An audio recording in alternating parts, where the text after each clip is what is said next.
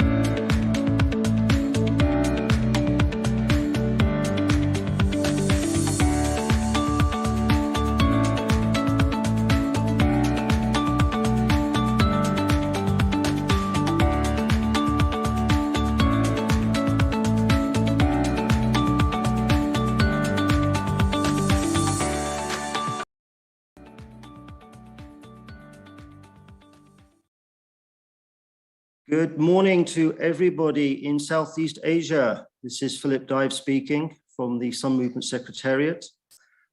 Before we begin the webinar, I would just like to go through a few house rules. First of all, for the participants, your mic will be muted unless unmuted by the host. Secondly, please use the chat box to share your thoughts on the Sun movement and the strategy.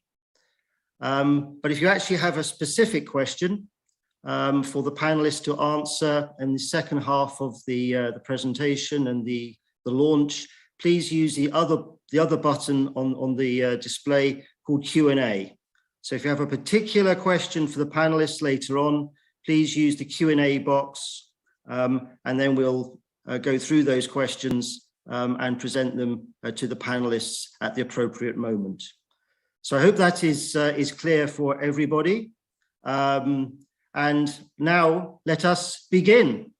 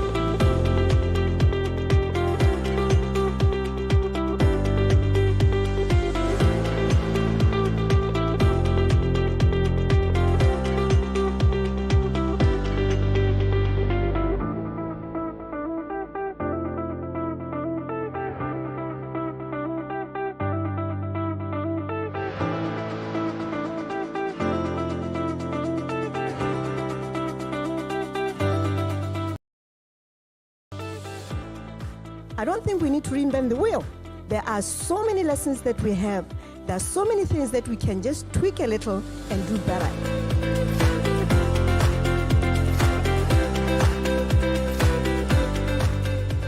Y ahora estamos con una delegación de 7 países que vienen justamente a ver lo que el Perú ha logrado.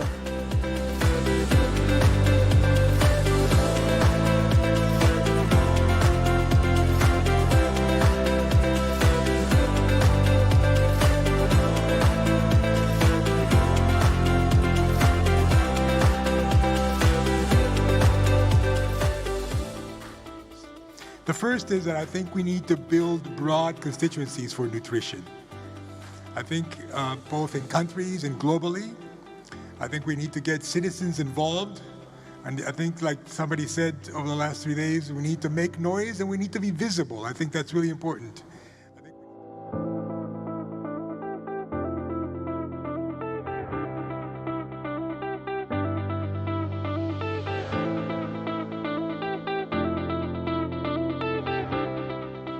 Came from all parts of the world, from all 60 countries of the Scaling Up Nutrition movement.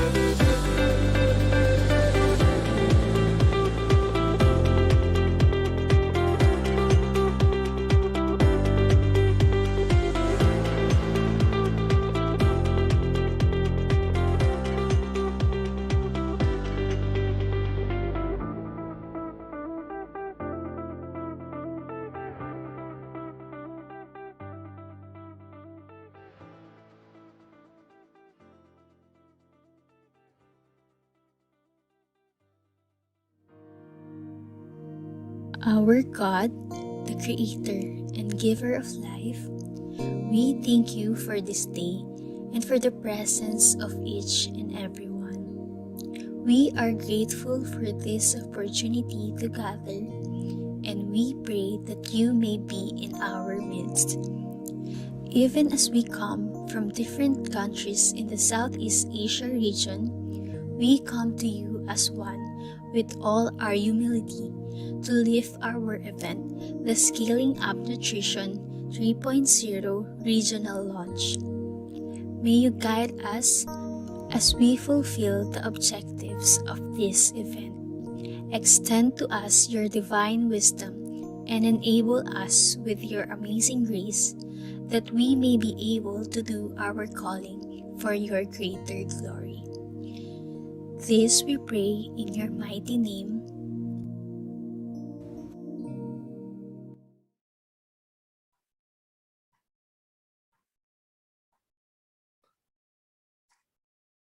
And next on the program, which is the honor and privilege to introduce the Prime Minister of East Timor, Prime Minister Tur Matan Ruak, who has offered us very kindly a recording of his welcome and opening statement.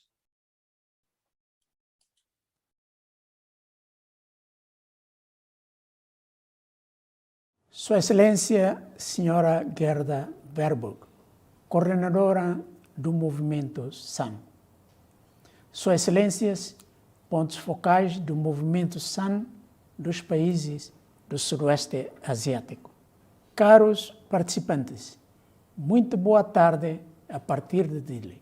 Sinto-me honrado e entusiasmado por ter a oportunidade de me dirigir a vós nesta ocasião tão importante do lançamento da estratégia 3.0 do SAN no Sudoeste Asiático para o movimento Scaling Up Nutrition.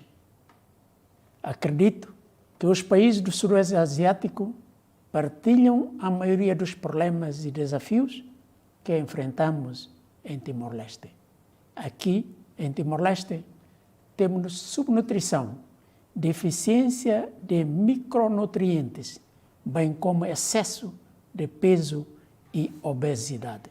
Para além de existirem 36% de população com problemas de insegurança alimentar e 47% de crianças abaixo dos 5 anos que sofrem de raquitismo, outros indicadores de subnutrição estão acima dos limiares de preocupação em matéria de saúde pública da Organização Mundial da Saúde. Para fazer face a estes problemas, estamos a enfrentar muitos desafios, nomeadamente a limitação de recursos e capacidades. Estes desafios são agravados pela presença da crise da Covid-19 e por catástrofes naturais devastadoras como inundações, deslizamento de terras e secas.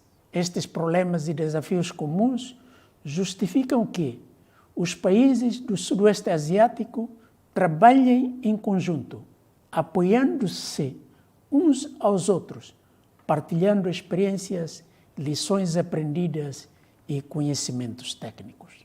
Devemos todos comprometer-nos com o SAN 3.0, uma vez que a sua teoria de mudança requer uma crescente advocacia, o alinhamento de prioridades comuns, o reforço de sistemas nacionais e promoção de lideranças nacionais. Nós, em Timor-Leste, estamos muito empenhados em melhorar a nutrição do nosso povo. Em 2010, todos os ministros assinaram a Declaração de Comoro para acabar com a fome e a subnutrição, seguida, em 2012, do estabelecimento de um organismo de coordenação multissetorial para a segurança alimentar e nutrição, consantil, e do desenvolvimento de um ambicioso plano de ação para a fome zero em 2014. Recentemente, Timor-Leste aderiu ao movimento SAN, na qualidade de 62º país membro, dando uma nova nuance para redistribuir os nossos recursos e para aumentar o nosso investimento em programas que melhorem a nutrição e a segurança alimentar. O governo aumentou a dotação orçamental para programas de desenvolvimento social e adotou um plano de ação nacional consolidado para a segurança alimentar e nutricional, que delinea prioridades-chave para que os ministérios e parceiros de desenvolvimento relevantes se concentrem no cumprimento das metas dos Objetivos de Desenvolvimento Sustentável 2 até 2030. O nosso órgão de coordenação multissetorial está fortemente empenhado em levar por diante o plano consolidado e defende agora a consolidação de recursos em áreas-chave prioritárias para acelerar os resultados. Excelências, uma ação nutricional eficaz verifica-se quando adotamos plenamente o princípio de equidade e não deixamos ninguém para trás. Em Timor-Leste, integramos a nutrição na nossa cobertura universal de saúde. Todas as intervenções nutricionais essenciais estão incluídas como parte integrante dos nossos serviços de saúde gratuitos em todos os 442 sucos, tanto durante as atividades de extensão à comunidade em áreas remotas, as quais denominamos como SISCA, Serviços Integrados da Saúde Comunitária, nomeadamente no Serviço de Saúde Familiar em todos os lares.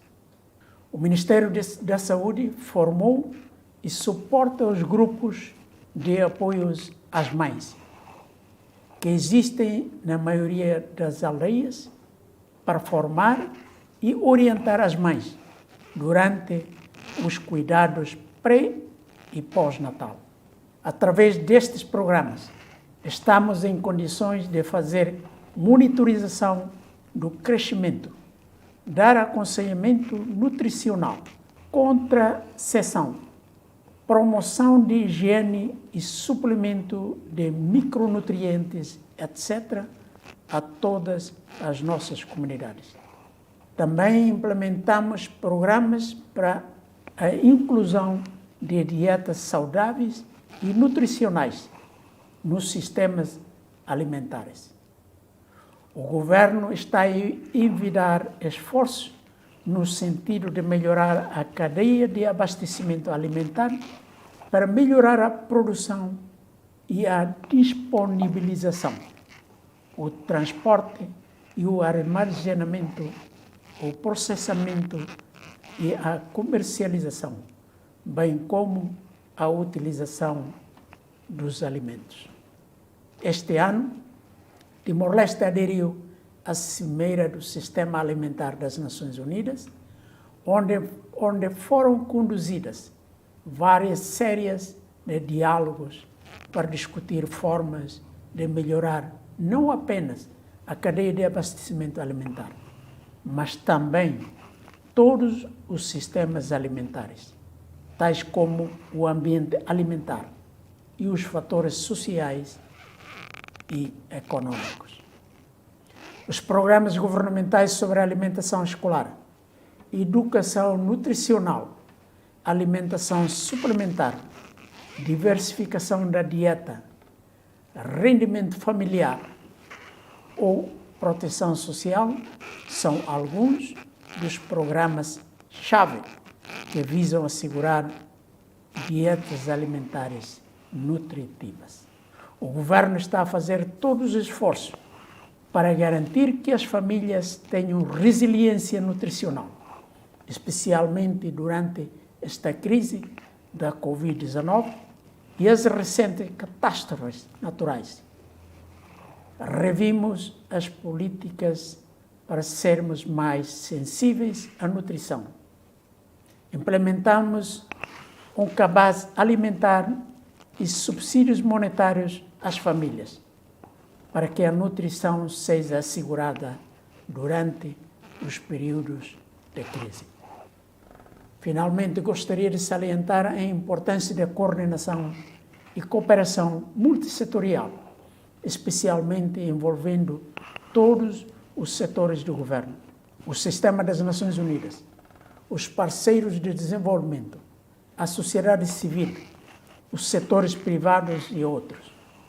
Em Timor-Leste, através do nosso Conselho Interministerial de Segurança Alimentar e Nutrição e através do Secretariado do Movimento SAN, temos aumentado a coordenação, de forma a assegurar um investimento consolidado em áreas prioritárias, focalizadas e para garantir resultados muito mais significativos. Para terminar, deixe-me desejar os maiores sucessos para esta reunião regional do Sudoeste Asiático e para o lançamento da estratégia SAN 3.0 na nossa região. Muito obrigado pela vossa atenção. Que Deus nos abençoe e abençoe o nosso planeta.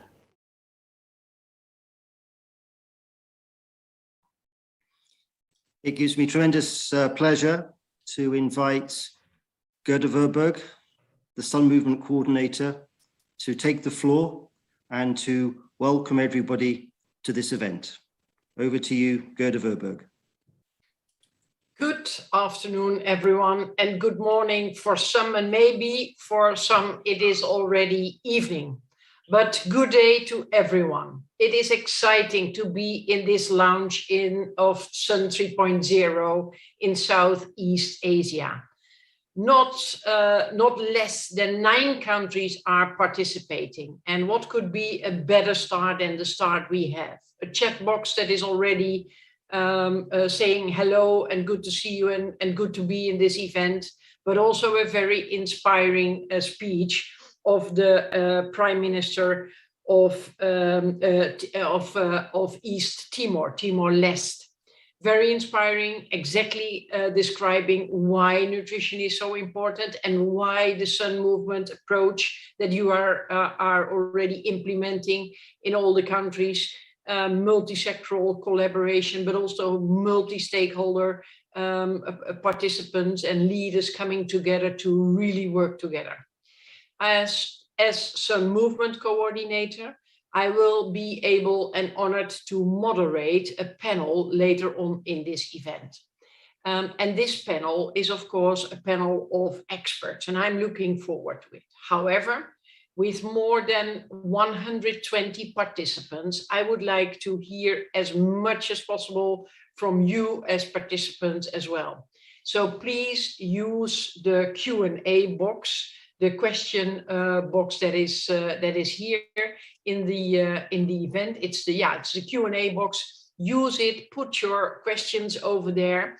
and also be ready to be given the floor, because we want to see you, we want to hear from you, and we want to try to answer all our questions. Not only, the questions will not be only answered by me, but there are so many experienced people in this event that I am looking forward to a very dynamic and inspiring debate and discussion and panel discussion later on. But first, let's move on to the explanation, the next point on the agenda, which is explaining exactly what the difference is, what the next step is after Sun 1.0 and Sun 2.0. We now are implementing together with you Sun 3.0. Back to you, Philip, and back to the next point on the agenda. Thank you, Gerda. It is tremendous to hear your words. And indeed, as we move on with the agenda, it gives me pleasure to invite Dr. Apet, Dr. Asena, known by various names. The floor is yours to explain to us how phase 3 takes us forwards. Over to you, the floor is yours. Thank you very much, Philip. Thank you very much. A pleasant morning and afternoon from the Philippines to our Sun Movement Coordinator, Gerda Verboer, to the Sun Focal Points on their multisectoral platform, especially from the Southeast Asia and the Pacific region, to the Sun Network members, to Sun Movement Secretariat, our viewers of the Facebook live stream and other platforms, and to all our dear partners in nutrition. I would like to thank you all for sharing your precious time for this momentous event. Let me start my presentation with a brief overview to the scaling up nutrition, or the Sun Movement. The Sun Movement was born out of recognition of the rising problem of undernutrition globally and the failure of the international system to deal with this problem effectively. Hence, in 2010, the movement was formally organized, calling for a collective and collaborative actions to end all forms of malnutrition by 2030. Since then, the movement has gone through 2 phases and has recently celebrated its 10th year founding anniversary. There is still a lot of work needed to achieve its vision of ending all forms of malnutrition by 2030 that is aligned with the 2025 World Health Assembly targets for maternal and child nutrition and the 2030 Sustainable Development Goal number 2 is end hunger, achieve food security, and improve nutrition and promote sustainable agriculture. How alarming is the current nutrition situation globally, which has been exacerbated by the COVID-19 pandemic? Let us take a look at the current scale. The 2021 Joint Child Malnutrition Estimates revealed that 1 in 3 people suffer from any form of malnutrition across all ages. The concern is that some infants are already malnourished even before they are born. What's more concerning is that public health concerns came to the forefront in 2020. The COVID-19 pandemic is threatening to undo decades worth of hard work in addressing the hunger and malnutrition problem. In the situation tracking report issued by UNICEF in 2020, there was an estimated 30% overall reduction in the essential nutrition service coverage during the early stage of the COVID-19 pandemic. There was also a rising number of people experiencing hunger and poor people becoming poorer, threatening to increase the number of malnourished individuals. In an accompanying comment in the Lancet, the prevalence of child wasting could rise by 14.3% if we do not act immediately. Now let me focus on stunting, which is a risk marker for chronic or recurrent undernutrition and poor child development during the first 1,000 days, the period from conception up to 2 years of a child's life. Stunting or being too short for one's age is irreversible beyond 2 years of age. It affects not only the physical development of a child, but also diminishes cognitive development and lowers immunity. The brain scan of a stunted child shows a 40% less brain mass compared to a brain of a normal healthy child.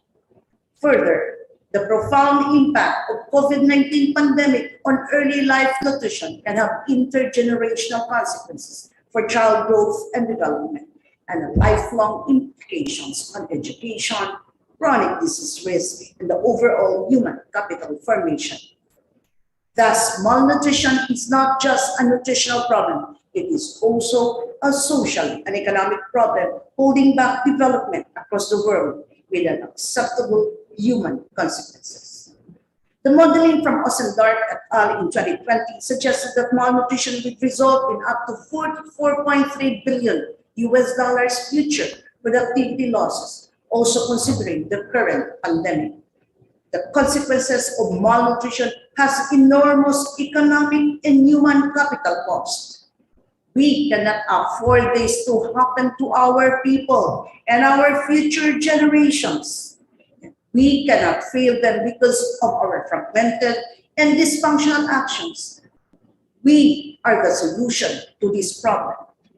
How? The Sun movement has set its strategy for the third phase to speed up the nutrition results, considering the new challenges and changes in the current context. The Sun 3.0 focuses impact at the country level, promoting country ownership and leadership in addressing all forms of malnutrition through the implementation of priority nutrition-specific and nutrition-sensitive interventions with focus to those in the first 1,000 days. The concerted, coherent, and evidence-based actions will lead to accelerated nutrition progress and systemic change at the national and subnational level. So what's the difference of Sun 3.0 with the 2.0? Number one, we usually refer Sun, for the Scaling Up Nutrition Movement, to the Secretary and GERDA and the networks in the past. But in fact, we pertain to everyone that envisions a world free from malnutrition. Build the Sun movement bound by the principles of engagement. We put life to Sun and make Sun a reality by working as a team rather than fragmented actions from individual entities. The second strategic shift is Sun 3.0 focuses impact at the country level. The Sun 3.0 empowers the countries to lead and take ownership on investable, nutrition-specific, and nutrition-sensitive priorities supported by committed political and institutional systems.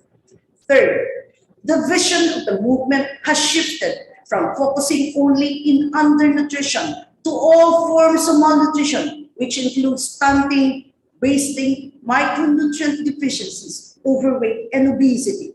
And this is to recognize the rising problem on the triple burden of malnutrition.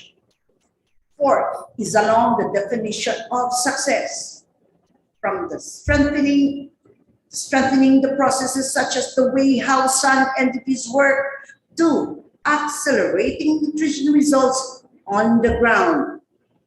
Other strategic shifts include one, for the Sun Executive Committee to step up and have stronger governance role.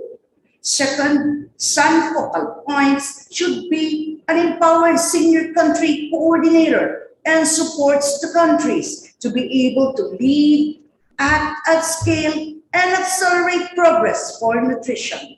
And third, more strategic knowledge management and technical assistance will be available to countries on demand. An explicit focus will be on technical assistance for mobilizing financial resources. Now, how do we make these strategic shifts a reality? It is through the 4 strategic objectives of the Sun 3.0. First is to strengthen and sustain strong policy and advocacy to position nutrition outcomes. This means that nutrition should be embedded in the national development plans, significant policy legislations passed that will enable effective nutrition action, and a country coordinator is positioned with its supporting team to be key agents of change. This is to ensure that nutrition is a priority development agenda of a country.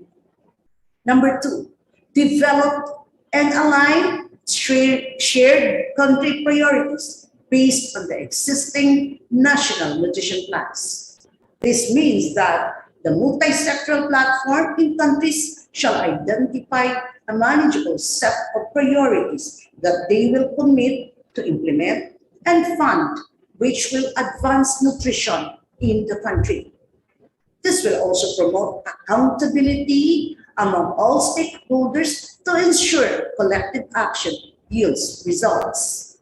Third, it will focus on building and strengthening country capacity to develop, prioritize, finance, implement, and track country actions through strengthened technical assistance and knowledge management. In SUN 3.0, the SUN entities are envisioned to support each other and provide technical assistance as need arises. They will also make the knowledge products and tools available depending on the country needs and build capacities at the country level. Lastly, ensure that SUN governance promotes country leadership and government responsibilities, aligns resources, and strengthens mutual accountabilities.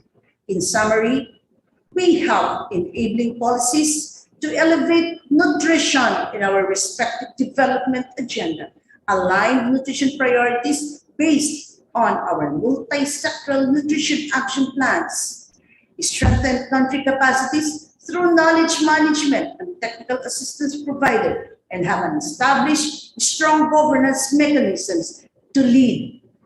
Then we can accelerate the achievement of the 2025 World Health Assembly targets, eventually contributing to the achievement of the 2030 Sustainable Development Goal number 2, which end hunger, achieve food security, and improve nutrition and promote sustainable agriculture. Before I end my presentation, let me emphasize the following points.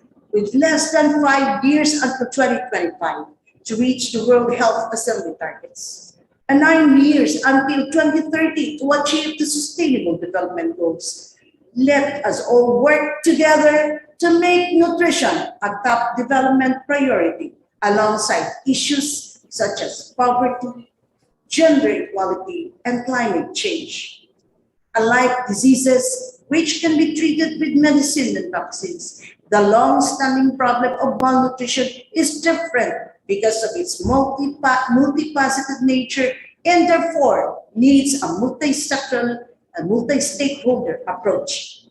Each sector has a unique and critical role in improving nutrition of the country. Thus, we call on everyone to join us in this fight against malnutrition. To defeat this silent pandemic that has been lingering for decades, we must work in unity, which demands complete mutual trust, collaboration, alignment, and integration of actions, and full commitment to implement convergent action areas. Let us not wait for the release of the operational plan of the SUN 3.0 strategy. We must act now, because the progress we make today is the future we make for our country and globally. In ending, the SUN movement was founded on the principle of approach that no single sector or stakeholder can effectively fight malnutrition in all its forms. But together, we can beat malnutrition and make real and substantial change to ensure a better and brighter future for our children and the generations to come. We must not be complacent, but believe in the power of we to achieve zero hunger and malnutrition in our lifetime. Thank you so much for listening, and please stay with us until the end of the program. Thank you very much once again. Thank you for those truly inspiring words. And indeed, the power of we brings back very happy memories from the global gathering. We now move on to the next part of the program. But before doing so, I'd like to remind everybody to put their questions in the Q&A box so they can be found very quickly for when we go through to the open floor. So next, we move on to the panel discussion. And I'd ask the panelists to put their cameras on so we can see them all together. And then also the host to simply take a screenshot of the panel, please. So panelists, put your cameras on, please. Okay. I hope that it was possible to get the screenshot from that. And then we'll go quickly through the introductions of the panelists. And I'll ask my colleague Savita and the hosting of the program to bring the individual photos of the panelists up. Savita, over to you to introduce.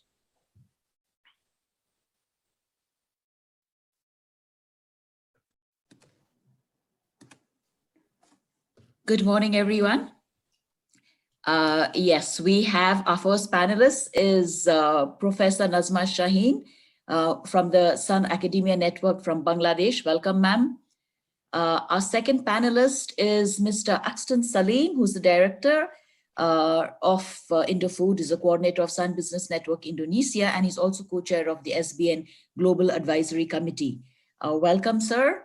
Our next panelist is Madam Ms. Qazi Zeboniza Begum, who is the Additional Secretary from Ministry of Health and Family Welfare, and who's also the Sun Focal Point from Bangladesh. Welcome, Madam. Our next panelist for today is Dr. Felipe da Costa, who's the coordinator of Civil Society Support Unit and the representative for Nutrition and Food Security, Sun Focal Point, East Timor. Welcome, sir. So we have 4 panelists today, and this panel discussion session is going to be moderated by our very own UN Assistant Secretary General, who's also the Sun Movement Coordinator, Ms. Gerda Verberg. Welcome, Gerda. Thank you, everyone. Thank you very much, Savita and Philip, for introducing me, and good afternoon, panelists. I hope you are ready for the ride, because we're going to have a very interesting conversation here, focused on what you think you are going to do and to accomplish within your country and within the Southeast East Asian region on nutrition, because we all know focusing on nutrition and food security is very often labeled as investing in Sustainable Development Goal number 2, but it is much more. It is investing in human capacity, it's investing in people's physical health, but also the cognitive development. And it is the catalyst, good nutrition is the catalyst for development of a community, of a society, of a country. Before we start, I would like to ask you to say in 2 sentences what you think is the power of we when it comes to Sun 3.0. I've seen all of you in the Sun Global Gathering in Kathmandu. A long time no see, I would say. But first of all, I would like to hear your voices, and I would like to hear from you what for you is the power of we in Sun 3.0. And let me start with Professor Nazma Shaheen. What is it for you, ma'am? Thank you for the question. Before I answer, I wish to commit to Sun 3 and believe in the global gathering tagline, power of we. For malnutrition and nutrition is the multisectoral issue. And only the food or the relevant ministries are not the main thing to remove the malnutrition. So as a multisectoral and the multi-issues, we have to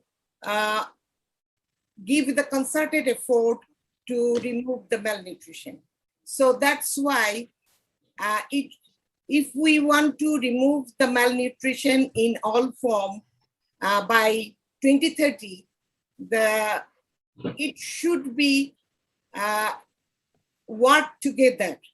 So it should be we, not the individual, not the sectoral approach. So it should be the multisectoral approach. Thank you. Excellent. I have a second question for you, Prof, because you are now talking. What could be strengthened in Bangladesh when it comes to the power of we during Sun 3.0? Yes. In Sun 3.0, according to the strategy, it needs the evidence-based action, and we are shifting to knowledge management and sharing, which is required the potential mandate of Sun Academia Network to elevate the role of academia in driving the evidence base and strengthening the national research capacity and priorities of implementation science and research-based needs to identify the Sun countries and leverage academic voices to advocate for the position of nutrition. So as a academia, I think in Bangladesh, we are working together to remove the malnutrition in all forms of malnutrition by 2030. So that is— Thank you very much. You are very polite right now, but I'm quite sure there are some critical things to sort out even in Bangladesh. I cannot believe Bangladesh is doing well, but I cannot believe that there are no challenges in Bangladesh. So I'll come back. And then we really need to be able to discuss the challenges we are facing without criticizing each other. But the power of we is making sure that all the challenges are at the table and can be discussed and dealt with. But thank you very much for this great start. Let me go to Mr. Filipe da Costa, Timor-Leste. We have heard your Prime Minister, very motivating and moving speech, etc. What is the power of we at Timor-Leste? Not in a speech, but in reality.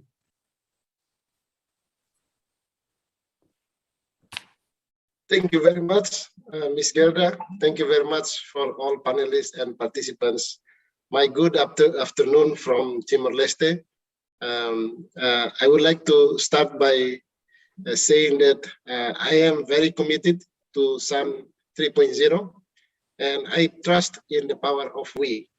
We think that in Timor-Leste we have started make the power of we as a reality by developing a consolidated national action plan for food and nutrition security.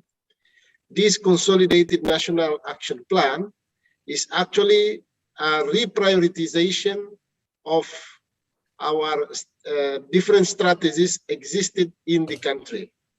We have a development strategy for national nutrition strategy.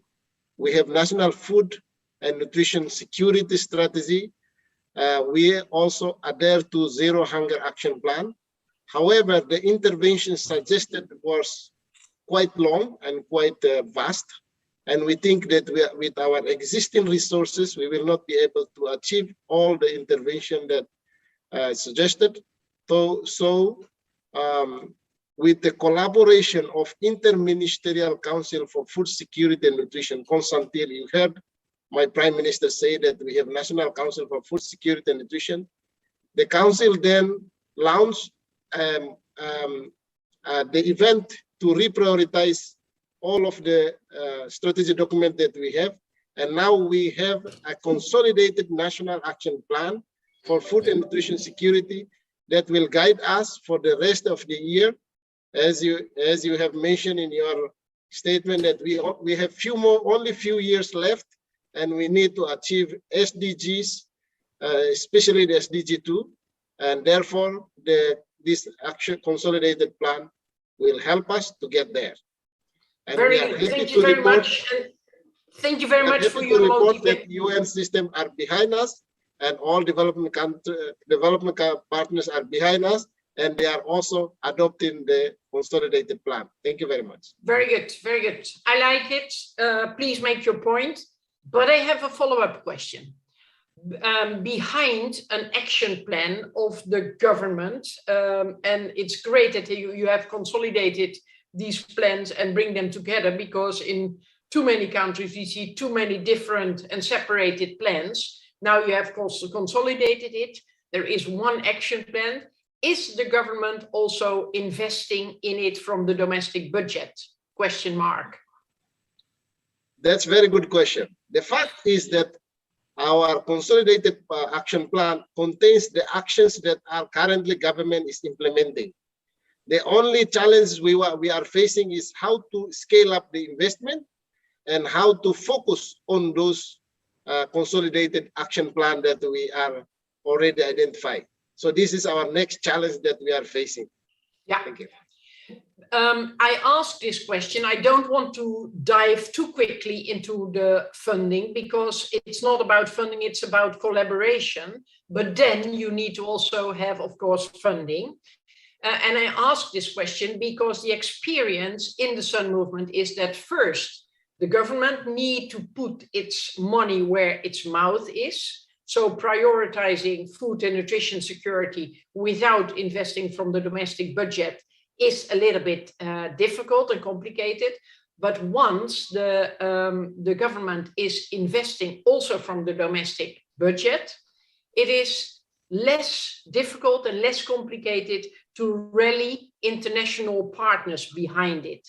So in many countries, some member countries, we have seen that after the government has submitted a domestic funding, a nutrition investment roundtable can be organized with the support of the networks and the secretariat, and with everyone to align international partners behind it, instead of making them international partners driving their own priorities. So just to give this message, and it's also a priority in Sun 3.0, as was explained by Dr. Azucena. Let me then move to the focal point of Bangladesh. Mrs. Kazi Zebun Nessa Begum. For the rest of the panel, I say Madam Kazi. We met a few weeks ago in Geneva. I know your commitment about the power of we, but we all want to know your power of we commitment for the Sun 3.0. Over to you, Ms. Kazi. Thank you, Garda. First of all, I would like to thank you very much for our physical meeting. It was indeed, ice-breaking, I must say, after a long period of this behind-screen meeting. I loved it, especially meeting with you. And our honorable minister also was there, so we had a very nice conversation, and we found your firmness, your determination. We love to have you physically. And yes, thank you very much for the question. And we all believe in the power of we. The word we actually means a lot, because health issues, nutrition issues is not only a matter of health ministry or specific sector. It's a multisectoral, it's a very, very coordinated factor. If we lose one single point, then maybe it will not work. Actually, yes, in Bangladesh, we have this, a plan of action, and we have integrated 22 ministries together. So we are creating a platform to work together. And what we really believe that establishment of a well-structured accountability mechanism, partnership framework, and coordination across the platforms, networks, highest level of political commitment. Our country is a very much democratic country. So we need highest level of political commitments for any sort of introduction or implementation. And we are very lucky that our Honorable Prime Minister, she is on the top of our all sorts of planning, especially nutrition is the topmost priority place in our country, and she is leading there. So we are all working under her direct leadership, and we want to, focus on results at national and sub-national level, because as this new approach is result-oriented and country-driven. So we want to prioritize all of activities based on evidence, cost effectiveness, and funding opportunities also we need to explore, improving the alignment and horizontation of financial and technical resources in support of interventions that are likely to be effective. I think I should stop here. Okay, because I have a question. I have a question, please. And I have questions for each of you. You will be busy this afternoon. And then also the participants will have questions. You are talking about science-based, effective implementation or priorities, but also cost-effective and depending on funding. The experience is that the government needs to identify priorities, not 12 priorities, because if you have 12 priorities, you don't have any priorities because everything is your priority. But having 3, maximum 5 priorities is okay. So I would like to ask you, when do you think that the 22 departments and the different stakeholders have identified the 3 to 5 priorities for Bangladesh in the years to come? When? Actually, we all have our priorities, especially during this COVID situation. We had prioritized, first of all, we prioritized zero hunger, food for all. No one should die for hunger. That is our first priority. Now, second comes actually what type of food or what type of things we need to provide. That is, of course, nutritious, healthy food. And then we need to work together. That is also a priority, to work together in terms of, facing all this of discriminations and all this of lack of coordination. So that is also our priority, to work in a platform, and also commitment on the way with this. We are trying to work on, prioritize our 3 commitments for N4G, which is going to be held in December. So we are working on health, food and resilience, environmental resilience, climate resilience things. So these are all actually our priorities, and this is the high time to work for that. Yeah, excellent. I hope within this month we will get a good, result. Very good. I'm looking forward to it, but I would like to praise Bangladesh, but also other countries for making it happen, that during one of the biggest crises that is still going on, that food and nutrition security is part of the emergency room, of the crisis team, in order to avoid that everyone is focused on the health issue, on the lockdown issue, and that the crisis managers forget that it is a condition to make sure that nobody is dying from malnutrition or hunger instead. So Bangladesh is one of them. I hope to hear from other countries in Southeast Asia also. Please share it because this is inspiring. It is also new because if we are able to have nutrition in the emergency or in the crisis decision-making room of the government for COVID, we need to make sure that nutrition and food security is always there, that it's a part and parcel of each package. Mr. Exton Salim, you're representing the business. Business from time to time is criticized as part of the problem when it comes to food and nutrition. What is your commitment for Sun 3.0 when it comes to the power of we? So good afternoon, Gerda. Long time no see. And of course, to my fellow esteemed panelists, good afternoon. And thank you for having me here. I'm really glad that we are having another Sun Gathering event. Before I answer, I wish to commit to Sun 3.0 and believe in the global gathering tagline, Power of We. So in Indonesia, the government is prioritizing on the acceleration of stunting reduction to below 14% by 2024, among other malnutrition goals. This is definitely an ambitious target. To ensure this, working together across ministries, central and regional, and need to work together to intervene stunting prevalences areas in villages across 514 cities and regencies. So with this, SBN intends to support the government intervention, location priorities not only in national level, but also in subnational levels. Once the location priorities are integrated, intervention has been set, all stakeholders of the Sun could play a part. And if we imagine the integration, the integrated intervention is like a buffet menu, then the SBN members will be able to participate according to their strengths, and businesses can support in nutrition improvement. So with that, I'm gonna share with you the Indonesian ideology, which is gotong royong, which means working together for a common goal. Very relevant in today's context.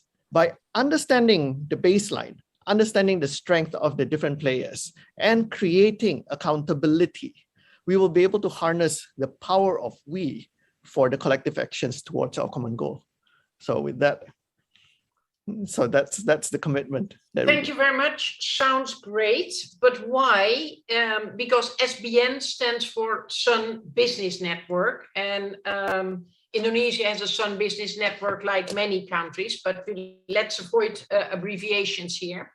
Mr. Salim, why are businesses in Indonesia convinced that they should contribute to ending all forms of malnutrition? In the end of any kind of collaborations, especially in a complex problem like national nutrition plans, we need everyone's help. Although sometimes it's not easy to get everyone on the same page, as mentioned earlier. So we have to work together with civil society, academia, donors, and of course the United Nations bodies, and with us, and towards the government's goals. The government has to set the rules of the games to reduce conflict of interest. That will be the key for all of us players. So we do believe that the government has a proper plan. We understand the baseline data at this point and the situation that you are working with. We have the same vision, mission, and of course to understand each other's roles, as mentioned earlier, and to set a timetable and milestone and goals. So with this, it is not only clear and it will be a clear understanding of who does what and what we will be able to do. So in that sense, the SBN, the businesses are ready to help because we understand the role that we have to play. And for Indonesia, we have 3 priorities, which is first 1,000 days, and adolescents, balanced nutrition, and of course sanitation and hygiene. And with that, I would love to share with you some of our programs that we are doing. So. Okay, very good. I'll come back to you because this conversation with the private sector is a crucial one. We cannot reach all forms of ending all forms of malnutrition without business. but we need to understand that businesses and private sector is not always trusted. We've seen it in the run-up to the Food System Summit. We've seen it, we are observing it in the running up to N4G. So we come back to this, be prepared. In the meantime, let me invite people, 155 participants right now, to use the Q&A or chat box or raise your hand. There is a function to raise your hand, and then I will call you to the panel discussion in order to say what you have to say. The number of participants is still going up, 158 as we speak.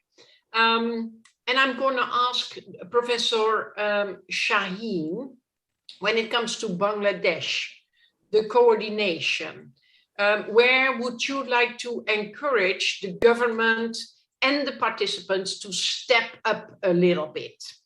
Because you were very nice in the first, in your first contribution, and I like it, and you should be, and you are. But now a little bit more the ambition. How ambitious could Bangladesh be to be a leading country, an inspiring country, not only in the region, but worldwide amongst the 64 member countries of the Sun Movement? Thank you for the very nice question. I want to answer this question on the basis of experience we acquired through the Sun Academy and Research Network, Bangladesh. And we could justify why the formalization of this network should be accelerated to achieve the target of the Sun 3. In Bangladesh, Sun, that is Sun Academy and Research Network, has formalized at the country level through the defined membership, specific objective and terms of reference, and signed annual work plan. So formalization of CERN leads to defining the role and responsibilities, create the path for innovation and science-led policies, programs, and additionally bringing scientific minded people from different areas and create the scope for effective coordination among different actors of multisectoral platform. So, which is very much aligned with Sun 3 Academia Network. And this Sun can be act as the think tank for MSP, as well as for the Sun platform in creating evidence for advocacy and policy making, support Sun coordinator to execute role and responsibilities by supporting in evidence generation, and also significantly contributing in rolling out Sun 3 at country level. So for example... Okay, because you are well prepared and I like it, but I also want to have a conversation with you with a little bit of surprise. Sheikh Hasina, your inspiring prime minister who is very much dedicated to nutrition, she says, listen, I want the 22 departments to move on a little bit faster on nutrition, because if we get nutrition right, we can boost our society and we can boost our country in further development. But she said, Professor Nasma, and the ministers and secretaries of states and their advisors to get a college of you. Do you need to teach them for one morning on nutrition and on the importance of nutrition? So all these ministers, they come to you or you go to them, that is equally, but you need to prepare as a teacher what you want to teach them about nutrition. What are the 3 key messages or 2 that you want them to get between their ears in order to prioritize nutrition in their responsibility as a minister at the right level?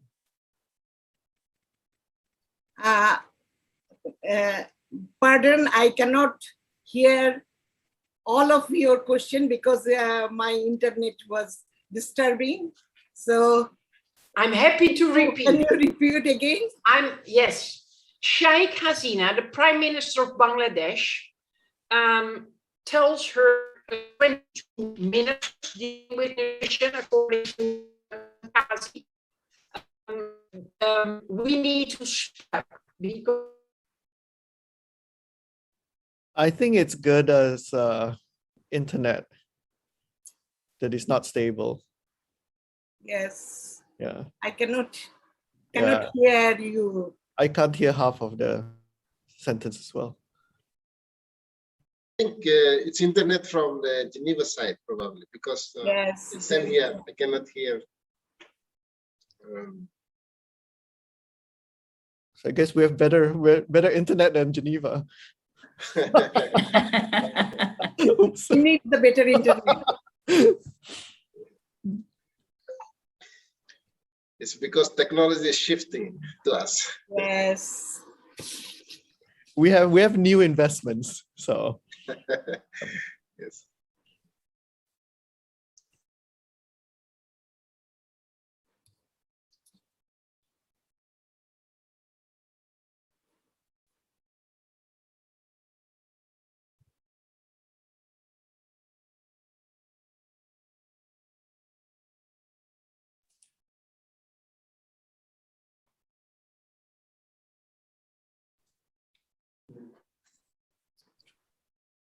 Okay, in Gerda's absence, and I hope that she comes back online soon. This is Philip Dive speaking from the Sun Movement Secretariat.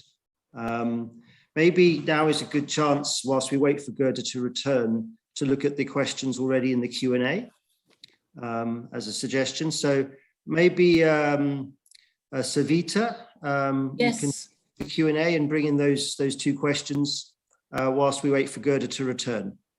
Okay, yeah, good. She's trying to reconnect. Thank you. Yeah, thank you. Yes, one is directly directed towards Mr. Salim, which says, how do we manage conflict of interest while we work together with all Sun MSPs to achieve Sun goals? So this is directly to you, and this was sent by Rosie Afrael Zafar. So we will be happy to hear from you. Thank you. Yeah. No, I think thank you so much for the question. I think that's always at the back of our minds on how to handle conflict of interest. I think the key word here would have to be no ego.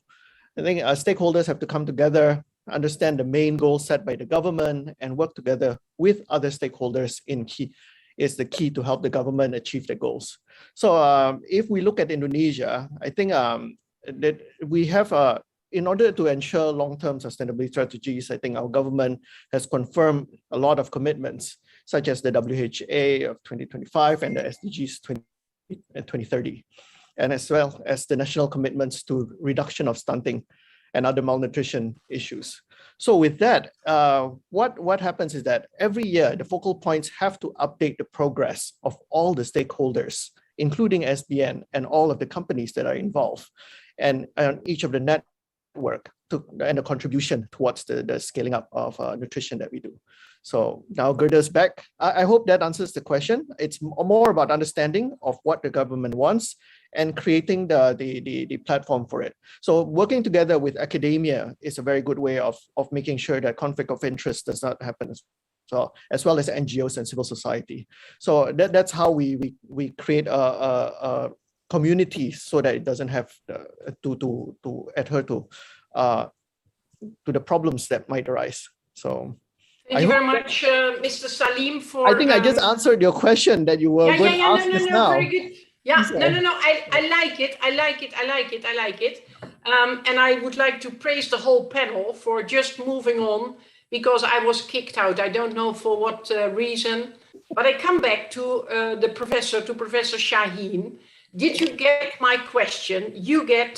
I cannot hear your question due to internet problem. Okay, here we go.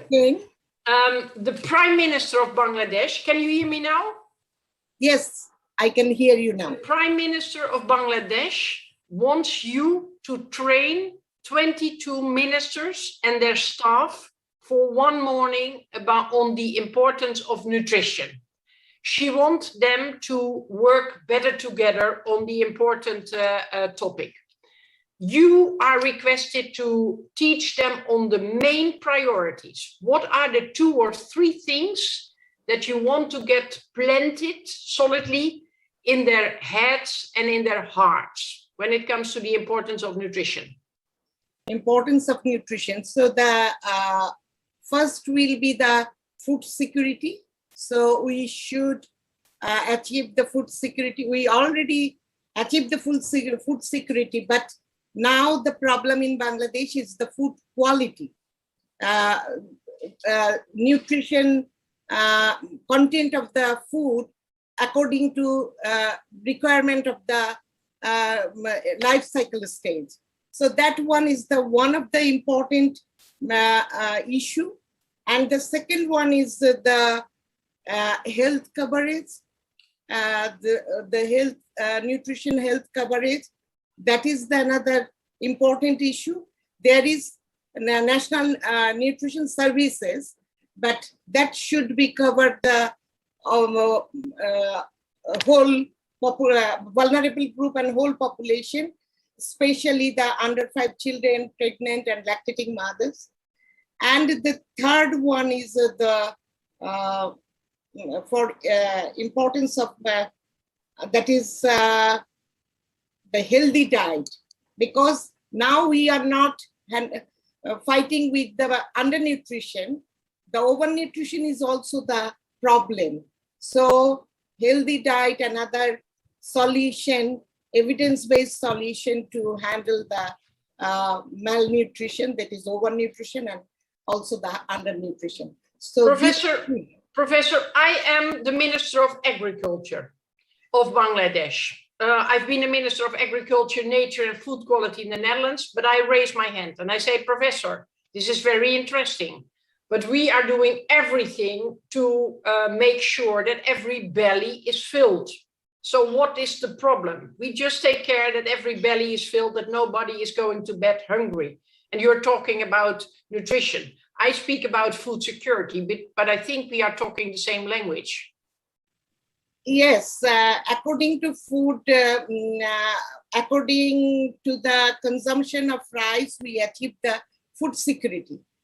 If you go through the definition of the food security, then there is some gaps.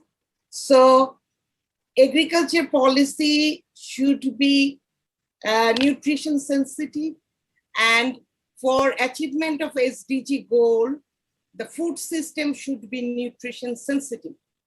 Agriculture agriculture sector is producing food to meet the hunger, not meet the nutrition requirement. And why is the nutrition requirement so important?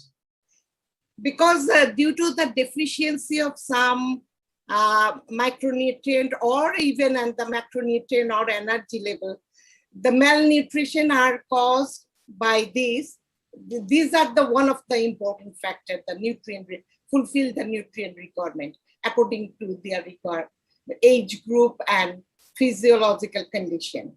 Very good, very good, very good. Mr. Philippe da Costa, and I'm looking for whether Mrs. Kazi is back on screen. But first to Mr. Philippe da Costa. You have now brought together the different departments. You have an action plan.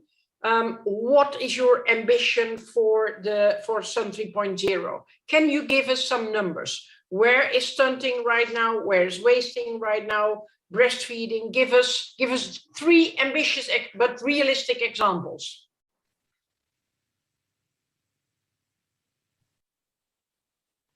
Unmute yourself, please. Oh, excellent. Can you hear me now? Yes, of course, loud and clear. Okay. Right now, we still have 24.9% of the population are undernourished. and 36% of our population is live with the food insecurity. We are aiming to bring them down. For people who are undernourished, we will bring them down to 12.5%. And we would like also to bring down the 36% people in food insecurity to 18%. In terms of stunting, we want to reduce it to half of what we have right now. What we have in the past, in 2010, was 50.8%. And now we brought it down to 47.1%. And we want to bring them down further to only 25% in 2030. Same as wasting. Right now, we are 8.6%. And we want to bring them down to 3%. We will hope to maintain our overweight children for only 1.5% in 2030. In order to do that, that's what the Consolidated Action Plan will take us there. The only challenge right now is how to convince everyone to consolidate the investment in this Consolidated Action Plan. Because the time is limited, we cannot invest everywhere where some of the progress are taking us very slow. And all the action plan that we put in the consolidated plan is what are the currently government is doing. Looking into their investment right now, compared to 2019 to what they are projecting to invest in 2022, the investment is reducing 50%. That is not a good sign. So that is why our team is now going around talking to different line ministers, as well as we are hoping to talk to parliament member very soon, sometime next week or so, to be very careful in making budget decisions next year, because reducing the investment is not a good sign, because we already reduced the number of priorities to only fewer priorities. So our task is not easy here. We are going tough. We are involving our civil society. We are also talking to our private sector, to all working together, making the same kind of advocacy. Yeah. We are very happy that our UN team is behind all this effort. Sorry. Thank you very much, Mr. Da Costa. This is a very crucial point you are making. Because the fact is that if a government is not investing in nutrition or is decreasing the budget for nutrition, actually they are giving the signal, we don't think that nutrition is a key and core topic. So it is the wrong message, and please move on with making the strong advocacy. And after the heartening and inspiring speech of your Prime Minister, if you think it could help that the Sun Movement coordinator will write him a letter about this, please consider it as one of your action points, because that is where what is the Sun Movement also all about. Yeah, please think about it. Then I have one more point to make, actually. Is the reducing is because the current government is towards the middle of its mandate. Therefore, the priority is shifted, and also the areas that was planned in their starting of their mandate is now expanding due to many programs did not implement during the COVID. However, the level of investment that government put is still in the same level. But we want to see increase. For example, we prioritize school feeding program. School feeding program currently only reach half of the student and only implement in one quarter of the year. We are advocating for increased investment, both from the government, also from development partner, so every student is reached, and if we can do it, we can implement the whole year. We are also talking about the supplementary feeding, where we cannot reach all the young children. We want to reach everybody, because that is the key to scale up our progress to reach 2030 goal. I agree, but it all starts with supporting women to give breastfeeding and support of adolescent girls to give birth to healthy that babies. Is our key and foremost priority in our health sector. Very good, very good, very good. Thank you very much for taking the floor back. I'm extremely happy and proud that we have questions in our Q&A box. And I would like to start with an anonymous question. But I don't like people who don't want to mention their name. So I would like to praise Morceda Chowdhury, who has put 2 questions in the chat box, and Jessica de la Cruz. And I come to them later, and I will call them to put on the cameras and take the floor actively, because I want to see interaction. But first I go to Dr. Bulbul. Dr. Bulbul, are you replacing Madam Kazi? Thank you. Actually, Madam is, I've been having difficulties with her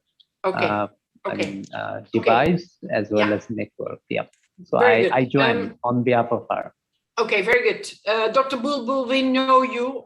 You're working very closely with Madam Kazi, and you will do your utmost to answer every question. And I know how it is to be kicked off because of bad network. But then we just move on. There is an anonymous question. There is which is in Bangladesh, some platforms and networks are very much inclined to the Ministry of Health, though the nutrition plan involves 22 ministries. How will you work to delegate Sun country leadership and share it also with other ministries, not only at the national, but also at the subnational level? Over to you, Dr. Bulbul. And then I call on Morceda Chowdhury to come into the camera. Thank you. Thank you very much. Actually, this is wonderful ideas to share the informations among the ministries. You know that from the initial times, we have started the multisectoral coordination. And we have different platforms of nutrition here. We have also a government platforms. And as you know that we are trying to engage all 22 relevant ministries to work together. And we have revitalized the Bangladesh National Nutrition Council. Our Honorable Prime Minister is the head of the council. And so we are actually disseminating the informations through our 22 ministries, through our BNNC to the 22 ministries is one point. Secondly, about the subnational dissemination, you know, under the Bangladesh National Nutrition Council, we have district level coordination committee as well as sub-district level coordination committee. So every month they have to sit together in the district level as well as the sub-district level to discuss regarding the nutrition issues. And every ministry's representatives actually sit together in the subnational level as well to discuss on the nutrition issues. Though according to the rules of business in our country, the health ministry is the prior ministries, but you know the food, agriculture, livestock, as well as our that is women and children affairs. So all these ministries are very much aligned. You know, recently we have finished the food system summit. Enough. Be aware that there are some questions, so maybe there is space to somewhere to try to explain a little bit more that there is coordination, but only after there is collaboration. The collaboration should be prior, also given the fact that we need to connect with the food systems change, with planetary health, with social protection and all these kind of things. So be aware that this question is asked in your country. At the same time, and I'm proud to mention it, we have 163 participants. So there is a lot of interest here. Morseda Chowdhury, can we call you in? Are you behind a camera? And you want to ask a question about the private sector? Morseda Chowdhury? Yeah, I'm trying. There we go. We hear you. Hi, hello. There she is. Yeah. Yeah, my name is Morseda, you know, already know. Yeah, shall I introduce myself? No, yeah, only one sentence and then come forward with your question. Okay, I'm from BRAC. I work for BRAC. And my question is that when we talk about multisectoral, it embraces everyone, including from community, private sector, and government, everyone. So my question was that what was the technique that you included private sector? Because in health system, from production to delivery, so every where private sector is included. So what was the technique that how successfully you did it? And we wanted to learn more from you. And the second question at the same time, because we catch two birds with one stone. Yeah, that was, I wanted to learn some examples. That was the lessons that you have. If you have some successful examples, that would be very beneficial for us to learn even more and connect. Yeah. Also about private sector investing, real investing in nutrition, and not only by doing good or doing marketing, etc., but also from there. Yeah. What is the secret that how you encourage people to invest in nutrition? Exactly. So how you because there are so many sectors, so why people will invest in nutrition rather than other sectors? So how they will prioritize, how you will encourage people to invest more in nutrition? So what is the secret sauce here? Axton, you're on the spot. And then I go to Jessica de la Cruz, who wants to know something about the numbers of stunted children through the COVID crisis. So Professor Nazma Shaheen, please be ready to take these answers, but we try to get Jessica in. Axton, please. Thank you. Thank you, Morseda, for the question. First of all, I think it's all about understanding, as I mentioned earlier, I think it's about understanding what the government's goals are and setting up the rules and the games of who is responsible for what. I think that helps with a lot of miscommunication and who is going to be responsible. So I think in the Sun Network Indonesia, I think the focus point, of course, is the Bappenas, which is the central planning for the government. And they are able to embrace everyone, you know, academia, philanthropy, NGO, civil society, and of course us. For SBN in Indonesia, I think there's a few very good projects that we have actually initiated and went through with it. So it started in 2015 and we worked together to support, of course, it's all happening, eh? Yep. Now Mr. Salim is freezing. Hello? You're Hello, can freezing. I'm afraid I'm kicked out again. Oh no. Am I freezing? No. Okay. So I think SBN was formed in 2015, and I think from our side, I think there's a few good projects that we've done. You know, I think for one example is actually the mass food fortification, staple food fortification, such as salt, wheat flour, cooking oil, now are all done by private sector, and of course producing affordable nutritious food as well. So that's one. And then second one is of course is helping the intervention of the health centers in Posyandu's. So that in that front, you know, I think Posyandu's is the most the community level health centers. So how private sector now is helping through that part of it. And of course, healthy lifestyle and nutrition education for adolescents. I think some of our projects that we definitely can share with you after this is some how to utilize social media and digital to reach out to the adolescent girls, which is more of it makes it a little more interesting for them to learn from. And of course, accountability after that. And then of course, the another big one that we've initiated is also workforce nutrition. how companies in the different factories or in the workplace can start initiating how the workers can have more balanced nutrition for the meals that are catered to them. So I think those are some of the big ones that I think we can share our learnings and our way of working. Definitely, I think we can share from the SBN we can communicate with the SBN of your country. I'm not sure which country you're from, Morsida. So later maybe you can just type in Bangladesh. We can definitely reach out to the Bangladesh SBN and share some of our experiences there. Yeah. So hopefully that helps. And in order to reduce the conflict of interest, as mentioned earlier, we do work together a lot, especially for education part. We work together with academia.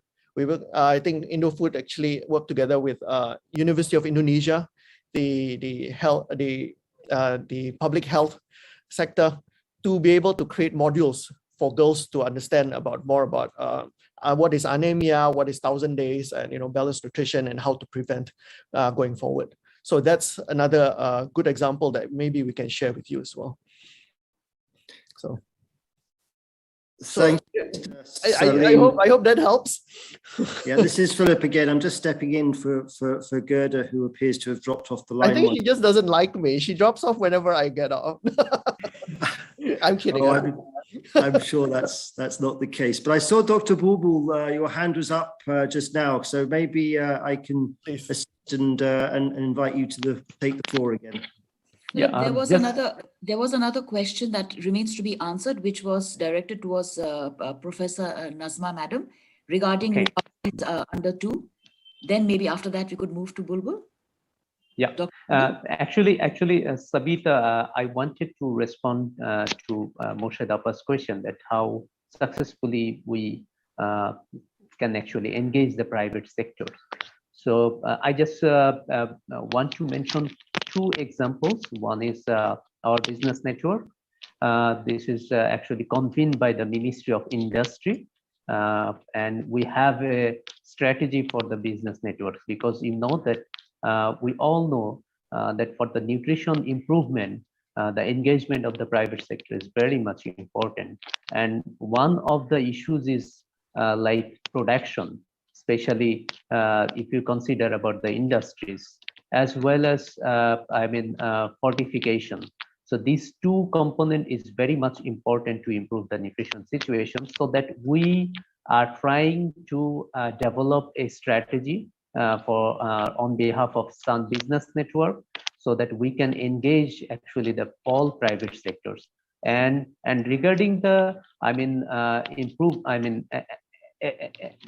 engagement of the civil society alliance, so we have also very strong civil society alliance, those who were strongly engaging in the not only in the central part, but also in the subnational part. They are working together. Thank you very much. So this way we actually engaging our private sectors. Thank you very much. Panelists, I love you. I would like to embrace you because from a distance, because you just move on while I'm kicked out, and that's the spirit. That's how a panel should work. Professor, I noticed that somebody gave you a call. Just tell us, was it the Prime Minister to set up a course for ministers?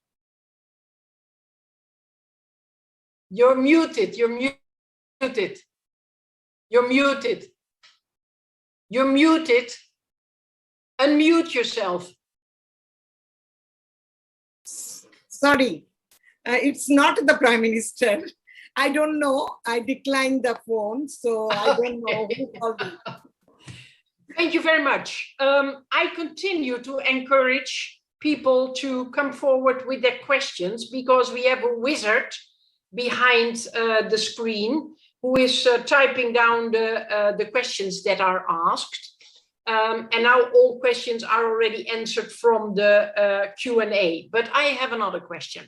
I would like to make a tour de table about the 2 things that you expect from the global support system, the Sun Movement Secretariat, the 4 networks, and all the global players to support you in your countries? What are your most important demands for support in Sun 3.0?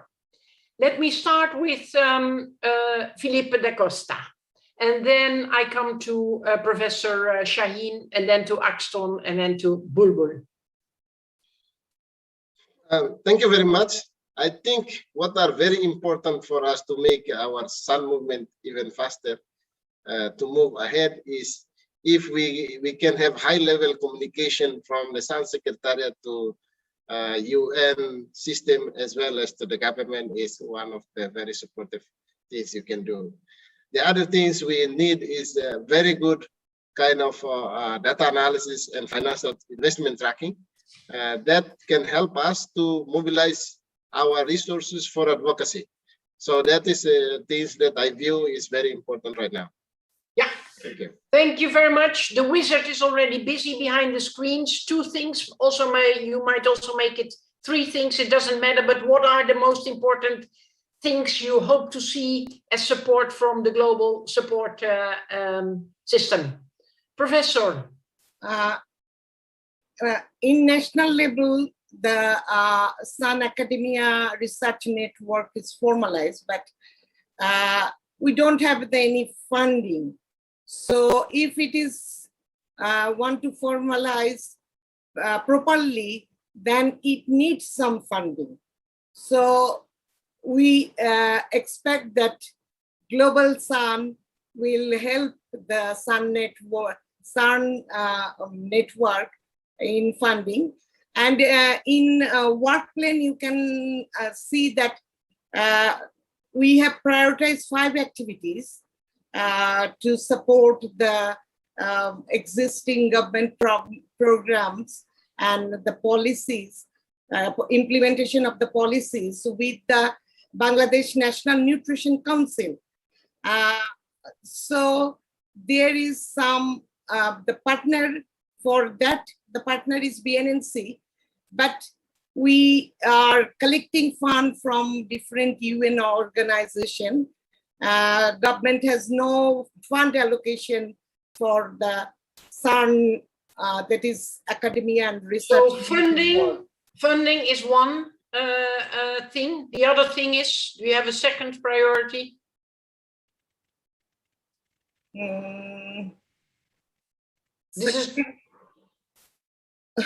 This is the most pertinent. Okay, great, very good, clear. Axton, please. I think what we can definitely benefit from a country level is actually sharing of experiences, how we understand the baseline, situations. I think the different countries are probably having different ways of working. So maybe if there is certain ways that the Global Sun will be able to help on that front, creating so that everybody would have the same type of data, I think that would really help in understanding moving forward how we would go about doing it. And of course, and then from the top as well, I think maybe the timetable, milestones and goals can play a part. And I think from the questions that have been asked just now, sharing how each of the different parts or the different stakeholders work together, I think that can play an important part in helping people to have examples, like good examples of what is working around the world. I think that would benefit a lot from the local level. Yeah. Thank you very much, Axton. Then we go to Dr. Bulbul. Thank you, Gerda. To me, also, I agree with Axton because it depends on country by country.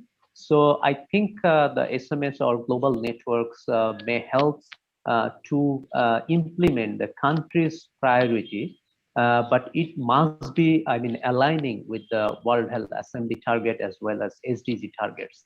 And another issue is I want to say about they can also help to develop the institutionalized methods to synchronize the multi-country initiatives with spatial focus for regional as well as country level data generation and learning through a coordinated approach. Second thing is prioritizing the nutrition agenda through a guideline. We may call it the global standard guidance to actually institutionalize the country sun movement activities so that every country have same pace to implement their activities within their country. Finally, they can also help us to make advocacy as well as influence the highest level policy and decision makers, not only within country, but also within the globe, especially the development partners and the UN agencies, to make more investment within the countries in nutrition. Finally, disseminate the country's best practices to the others. So these are the things actually secretary or as well as the global network can do for our countries. Thank you very much. Thank you very, very, very much. We are coming close to the close of this panel. However, I would like to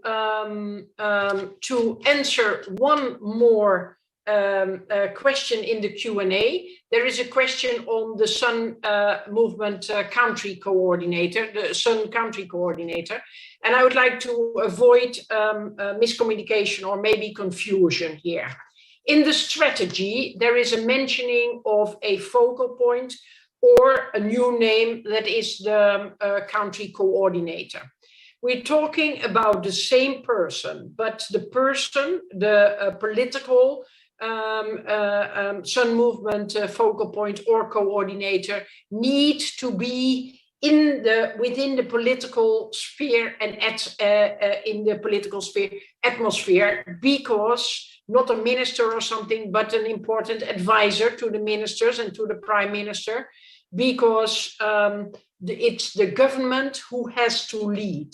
And in many countries, we are working on having one political focal point who has the ear of the prime minister or the ear of the president, depending on where the decision-making power is in the Council of Ministers. And secondly, a technical focal point who is coordinating the multi-sectoral collaboration. This is up to the country what to do and how to do this, but the global support system, the SMS and the networks stand ready to support you if you want to change this, to lift, for instance, the position of the political focal point or country coordinator.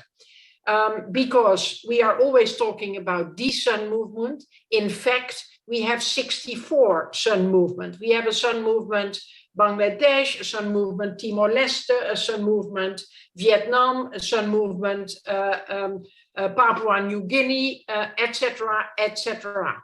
So every country does it in his or her or their own way, but we are there to support you. Don't forget to ask, because demanding will be a critical part for Sun 3.0 to roll out.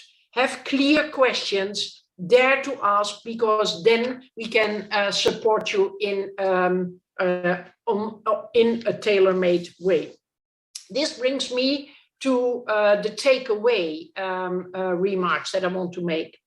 And when it comes to the support, and I first would like to thank you very much, because you got questions that you were not able to prepare. And your interaction, I really liked it, and we should have more of these conversations with or without a discussion leader, because I was kicked off twice and you just moved on, and I really liked it. High-level advocacy is something that you are asking for. Support in fundraising to make the investment case. Data consolidation and making sure that you agree upon reliable data. Sharing and learning and dissemination of best practices. This is what I've heard quite several times. Making sure that the ASEAN organization is promoting nutrition much more. It was already said by the Prime Minister of Timor-Leste, but it's also resonating from your messages, having a regional platform so that you can exchange your experiences. At the same time, prioritizing nutrition. It's not well enough prioritized. So apparently there is something to do in advocacy, making clear that if you want your country to develop itself, you need to start with investment in development of people, and that starts with nutrition. From the first 1,000 days, from the mother, from adolescent girls, it starts with investing in physical health, but also in cognitive development of people. And that's the only way for sustainable development of your society and your country. Then making the business case for nutrition. Indeed, and I would like to add here, making sure that business is involved in nutrition in a way that is preventing conflict of interest or dealing with conflict of interest. Because here we go, just a few hours before this event started, and I really like it, we had some panelists who withdrew from the panel because of the potential conflict of interest with the private sector. Now, it is important and we respect it because it's their decision, but we need to go through this. We need to find a framework in which we do everything to prevent conflict of interest. And if there is a conflict of interest, that we deal with it. Because one thing is sure, with private sector, it might be a challenge here and there, but without private sector, we will not reach zero malnutrition. Not now, not in 2030, not never. So we need to deal with it, and frictions and challenges will be part of the game. But if we are talking about the power of we, it's also the power of we getting through this issue and dealing with preventing conflict of interest. And in case there is a conflict of interest, sort it out, get it out of the way, and let's move on, because only trust and collaboration can bring us where we want to be. And having said this, I would like to thank all the participants, all the panelists. Yes, I can see that now you're coming to even more questions, but ask them later on, or we will respond to the questions. We are done with this panel, and I am happy to hand back to the overall convener to get some more statements. One thing I would like to raise before I go, I would have loved to give the floor to Cherry Datilano. She is a member of our lead group and she's extremely active. Philip, can we afford to call in Cherry Datilano to say a few words in 1 minute? Philip. I would love that too. I'm looking over our technical people. If they can find Cherry on the list and give Yes, she's here and she's ready. She knows. Cherry, so please come. They're looking down the list to give her the rights to open her mic and the video camera. Very good. Thank you so much. And thank you, participants. I applaud you. And I'm quite sure that all the participants are doing this with me. Cherry. Cherry, are you there? Cherry Datilano is... Can we ask Cherry to raise her hand so we can find her quickly on the participants list? Yeah. Cherry. Cherry is an entrepreneur, but she is in the Philippines in the field of agriculture and food production, but she has been extremely hands-on in the lockdown, where she noted that farmers were not able to bring their food to the market. The marketplace was not open because there were roadblocks. And she worked with many mayors to tell them, guys, this is not working out because you might take care of people's health, but they are dying from hunger and malnutrition and from poverty. So this is not the way forward.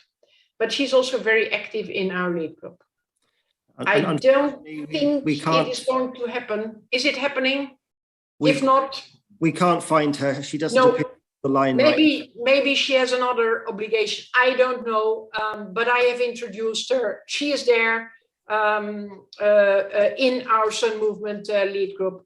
I would have loved to have her on screen. It's not happening. Next time it will happen. Thank you so much, because there will be a next time soon. The conversation, the exchange, the sharing and learning is crucial. And now back to you, Philip.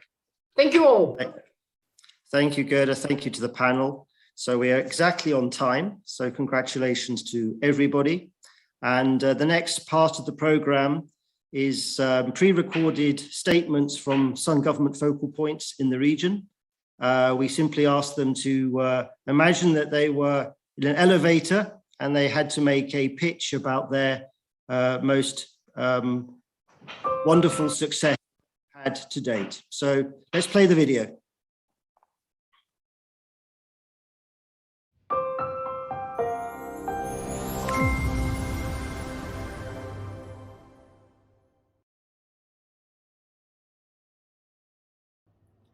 From my perspective as the Sun Focal Point and the National Convener for Food System Dialogue, I see three main achievements this year. First, Cambodia conduct a very successful series of 30 National Food System Dialogue in preparation for the UN Food System Summit. The dialogue was supported by the members of the Sun Movement in Cambodia, starting from the engagement of the stakeholders in the dialogue right through the summit and beyond. Second, we have formally established the Sun Business Network and 11 provincial working groups for coordinating food security and nutrition.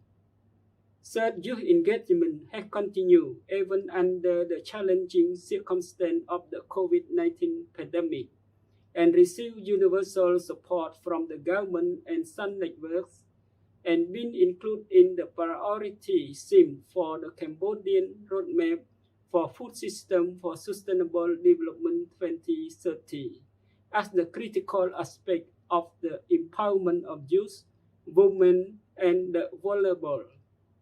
This achievement was possible thanks to the excellent coordination, collaboration, and commitment from different Sun networks in Cambodia. His Excellency Prime Minister of East Timor, Her Excellency Sun Movement Coordinator, Her Excellency Sun Focal Point of the Philippines, distinguished leaders of the member countries of the Scaling Up Nutrition Movement in Southeast Asia. As we move toward accelerating the achievement of SDGs targets, Indonesia is committed to reduce the triple burden malnutrition. For this reason, Indonesia would like to emphasize our achievement this year. On August 5, 2021, the President of the Republic of Indonesia signed the Presidential Decree number 72 on the acceleration of stunting reduction. This decree was established after a series of our previous initiatives, and the implication is nationwide. Through this decree, Indonesia promotes stronger engagement with subnational government at the province level, district level, and village level to reduce stunting. In addition, Indonesia will develop mutually beneficial partnership among actors across Sun networks. Excellency, we further aims to use our membership in the Sun movement to increase more concrete collaboration to reduce malnutrition. Thank you. The Philippines continues to fulfill its promise of ending hunger and malnutrition through advocacy, policies, legislations, and multisectoral coordination of the Philippine Plan of Action for Nutrition. So, with the enactment of Republic Act number 11148, or the first 1,000 days law in 2018, the Philippines developed and just recently launched the Manual of Operations for the subnational level, outlining the steps for an integrated, multisectoral, and comprehensive nutrition intervention program strategy in the first 1,000 days. This was consulted virtually with different stakeholders across sectors and various levels. keeping the Philippines' commitment to end all forms of malnutrition, even during the pandemic, the directly observed feeding program or the Tutok Kainan supplementation program, a banner program of the National Nutrition Council, was launched to contribute to the reduction of child stunting and wasting through the provision of additional 1/3 of caloric requirements of the pregnant women and 6 to 23 months old children. The program formed partnerships by engaging local farmers and small and medium enterprises to provide feeding inputs and utilize locally developed food commodities. The program is also complemented with other early childhood care and development services, making the project multisectoral and integrated. Indeed, the pandemic cannot stop us from our commitment to finding new collaborations and ways to end hunger, malnutrition, and poverty. Let us continue to engage, inspire, and invest in effective nutrition actions, leaving no one behind, because a well-nourished child today brings a well-nourished and productive global community tomorrow. As Sun Focal Point from Timor-Leste, I am committed to the Sun 3.0 and the power of we. In Timor-Leste, we have established good interministerial council for food security and nutrition, and we have completed a consolidated national action plan for food and nutrition security. These actions will help us to better coordinate and better consolidate our actions and interventions so that we can achieve good results before 2030. I am happy to see my government is including nutrition in all health services in all 442 villages, including nutrition in all of our food system, starting from production, distributing, marketing, and diets. And I'm happy to see the government increase investment starting in 2021 budgets, as well as focusing on improved system for data gathering and analysis. In 2019 and 2020, the Military Health and National Institute of Medicine conducted the general medicine survey in Vietnam, and also food consumption survey. The result of this survey have shown that the significant reduction of prevalent stunting among children under 5 in Vietnam. That reduction from 29.3% in the year 2010 to 19.6% in 2020. We have achieved because of strong political commitment from the leadership of government at both levels, national level and local level. And also we have the joint effort to address multiple causes of malnutrition. The finding provided Vietnam with a critical support on progress to date and priority looking forward, and allow us to pinpoint priority location, designing intervention and budgeting for implementation at central and rapid level to close growing disparity. It also serves evidence-based development of new strategy for Vietnam for the period 2021 and 2030 within the line of country priority and global vision structure. We hope implementing our new strategy will assist Vietnam to achieve this goal by the year 2030 and ending all form of undernutrition and also leaving no one behind.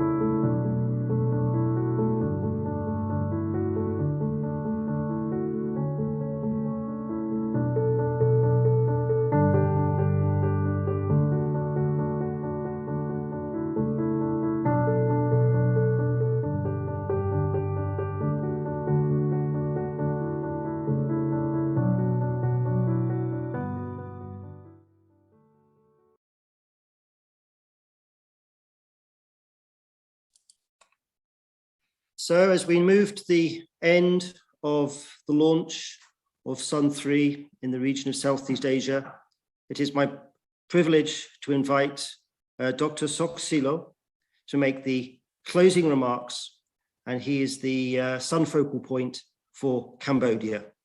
Dr. Soko, over to you to close it down. Thank you.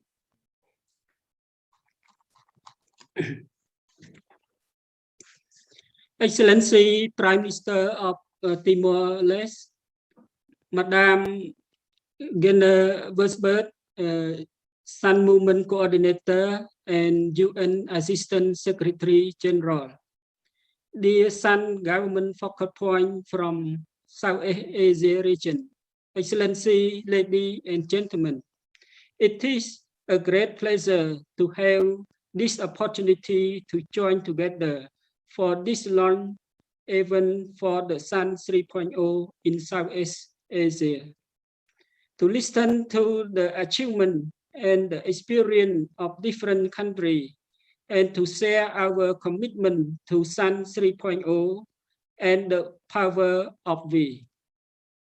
While we can see important area of progress in our various countries in the region, there is no doubt that we face new and ongoing challenges, and that new idea and action are needed to cope with these challenges. A great deal of creative energy and extensive consultation has been invested in the formulation of the Sun 3.0 at the global level. It remains our task at country level to implement the change, support the Sun movement, and to renew our effort to combat malnutrition in all forms. As we move closer to 2030, we see that in many areas, we are at risk of not reaching our goal for the sustainable development. Business as usual will not help us to reach this goal. We are entering into a race in which all of us must combine our effort and our creative energy. We must work closely together with clearly identified targets and a common purpose, promoting collaboration among our network. Looking beyond our sharing of experience here today, one important aspect we can all from here is the requirement for action at all levels.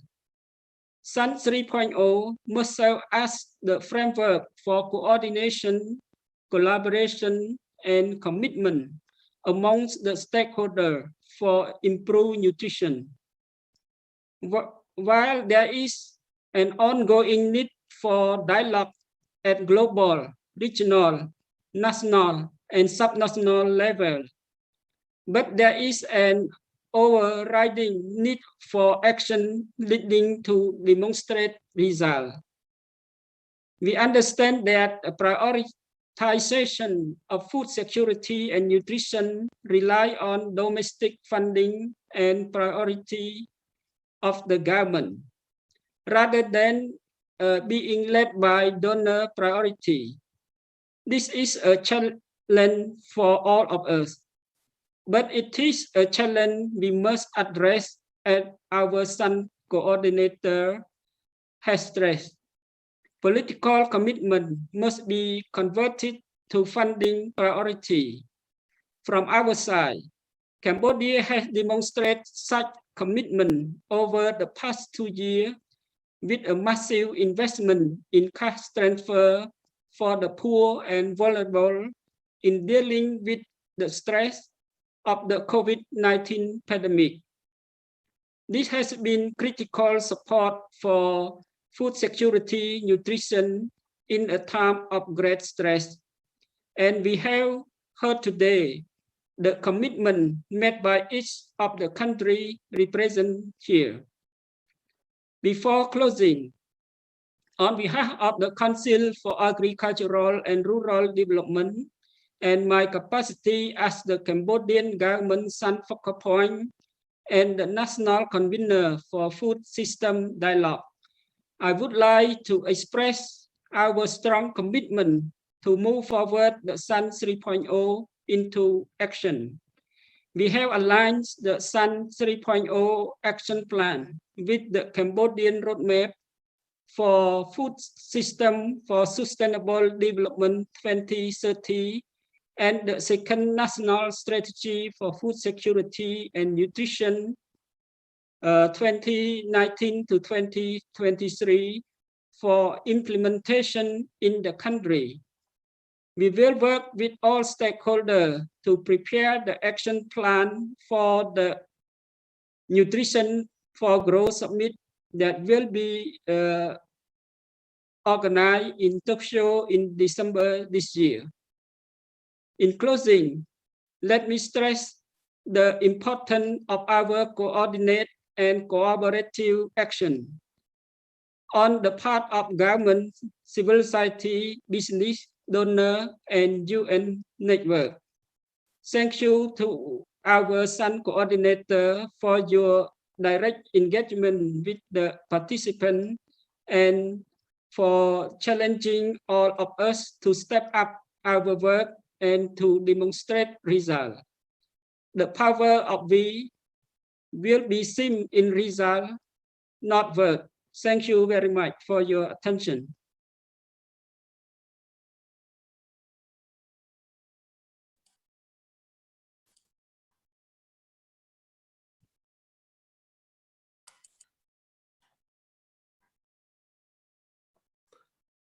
Thank you, Dr. Silo. A fantastic end to a wonderful regional launch. And thank you everyone for your participation. The regional launch has come to an end. I may wish everyone a very happy afternoon and evening. Thank you and goodbye. Thank you. Bye.